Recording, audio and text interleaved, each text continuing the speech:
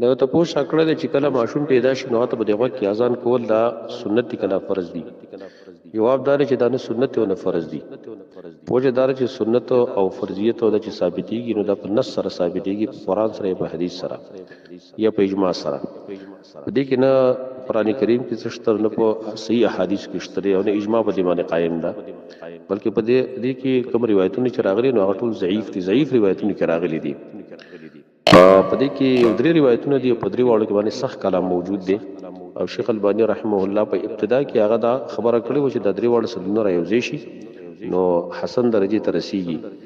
او چون کې بیا وروسته چې کله شعب الایمان د بهقي هغه چاپ شو سندونه هغه وکتل شو، هغه اعتماد په حسبي باندې کړو.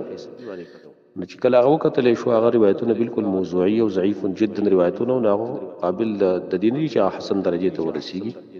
د دې وجه هغه بیرته د دین رجوع کړ تراجعات الالبانی کې هغه بیرته رجوع کړ چې دا خبره زما کمزوري ده، د حسن درجه ته رسیږي.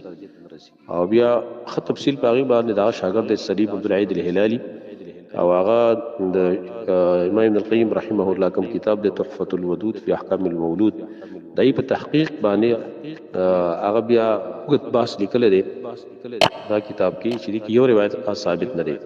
لہذا موږ ته سنت ویل شو نو تا فرض ویل شو. البته دومره ویو چې کچاو تر اذان کو صرف اذان نو د جواز په درجه کې بځکه چې امام ترمذی رحمه الله سنن کې بعضی سلف تر دې نسبت کړي سلف کې ودا اذان کېدا او دا قول ویلو علماء دي دا یو بنیاد باندې تصرف جایز دی لیکن سنت ته نشي.